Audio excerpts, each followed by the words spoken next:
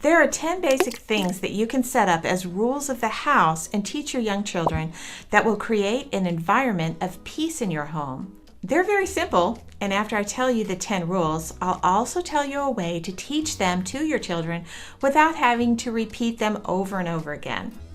It's also really great to be able to reference clear rules of the house when explaining to your children what they need to change in their behavior.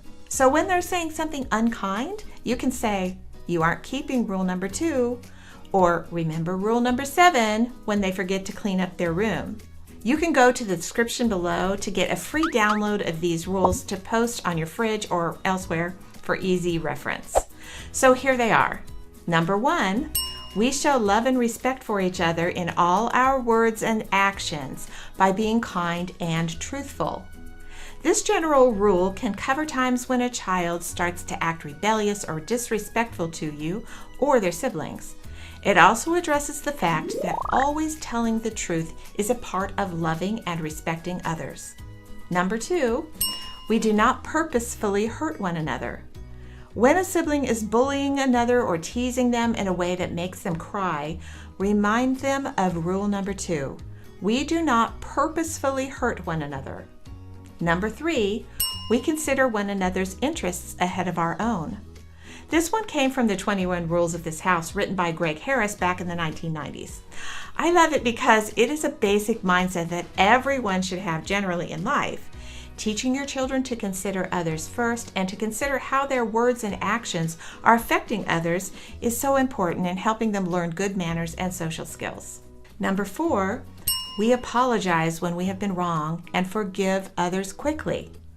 Holding a grudge can be one of the things that makes a dispute between two siblings or even a conflict between two parents last for days or weeks or even longer. Teaching children by our own example to quickly apologize and quickly forgive can avoid the turmoil of lingering bitterness in your home. Number 5, we share joys, sorrows, and possessions. This rule can be used to teach children that when someone else has a success, we should all rejoice with them. Jealousy is not a part of love, so this rule is really important.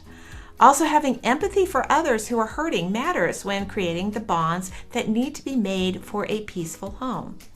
The idea of sharing possessions is included in this rule, but of course we have to do this with balance, which you can learn more about in a video I have about teaching children to share. I'll link that up above here, and also you'll see it in the description below. And while we're at it, please be sure to subscribe to this channel to catch the videos that will help you implement all these rules you're learning right now. Number 6, when there is a misunderstanding, we communicate it until it is resolved. I added this one because there are personalities that tend to shut down when there's a conflict rather than talk out the problem. Children need to learn that talking out problems is a vital part of growing a relationship. If they're taught this growing up, it will do a lot to help them in their future marriage and home life, and even in their jobs or businesses, as well as keep bitterness from growing in your home now. Number 7, we put away things that we have used and clean up our own messes. I'm sure it's pretty clear why this rule matters. Teaching children to make a habit of immediately cleaning up after themselves is a life skill that will keep your home neat and orderly, as well as help them with good habits in their future. Number 8, we contribute to household chores with a happy spirit and without complaint.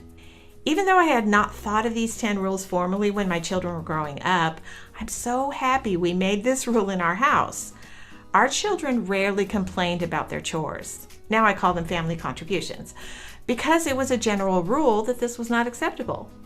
There is another video on this channel about specifically how to teach your children about family contributions, or chores, that I will put in the link here up above, and also again, you can find that in the description below.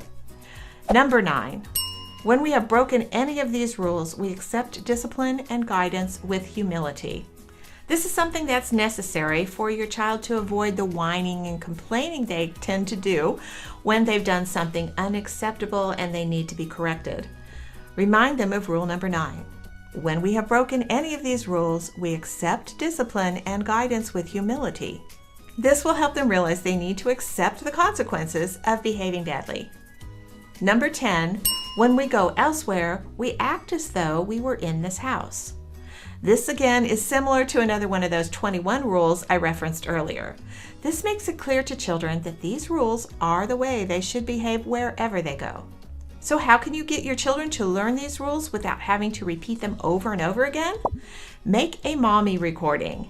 In the video on this channel that explains how to get your child to be excited to go to bed on time without complaining, I talk about the idea of mommy recordings. This tool is so helpful in so many ways, and you can use it to help them learn these rules without feeling like a broken record. And they will love it. Click on the screen now to see that video and the instructions about making mommy recordings for your children to listen to at bedtime. Parents, you can do this. I hope to see you here next time.